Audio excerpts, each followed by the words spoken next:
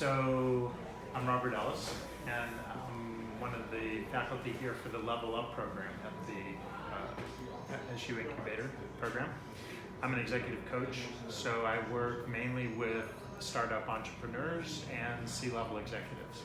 And most of my work is around strategic thinking, building teams, presentations, communication skills, things like that, leadership. And so that's most of my work is doing coaching, and then I also do some teaching and facilitation and training. Thank you, Robert. Sure. We have in Level Up in the incubator program, and why it's important to talk about leadership in this program? Is it difficult to be in this path? Well, it's important to talk about leadership because nothing happens as an entrepreneur unless you're a leader. Being a leader is being able to get people to follow you on your journey or become part of your path. So everything you're learning in the incubator program, except for Level Up, is really more about how to execute, how to create your business. You learn all about customer validation and marketing and product design and all of those things. All of that is what I call outer game. It's what you're doing in the external world, all the action you're taking, the work that you're doing, all the people and places and resources that you have to manage as an entrepreneur. But the other part of being a successful entrepreneur is what I call the inner game, which is how clear are you about your purpose?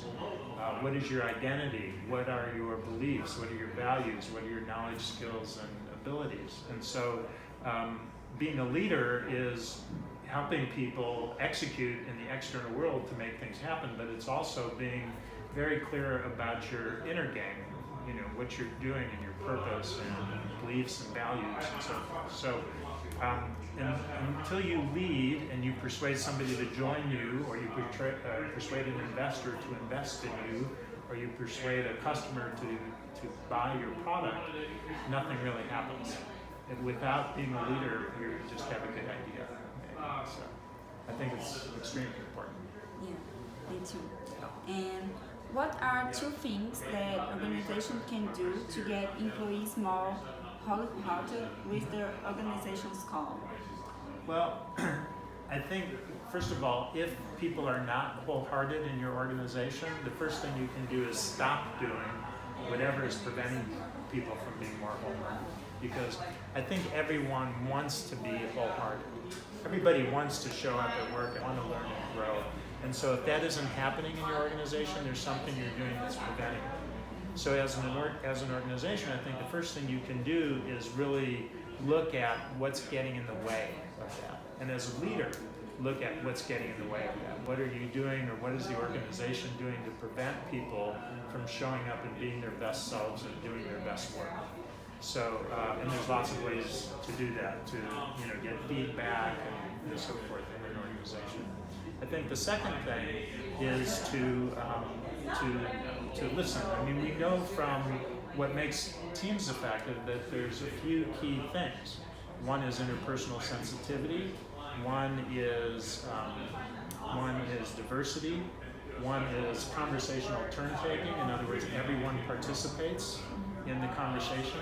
And so there are ways that you can create and support that. All of that creates psychological safety, where people feel safe to show up and bring their whole self to work.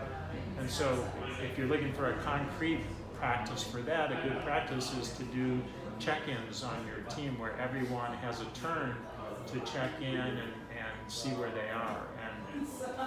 And the questions that would work for your team or your organization might be different, but a good start is to have people share some information about what they're doing, give some appreciation for other people on the team that are helping them, talking about their goals, and then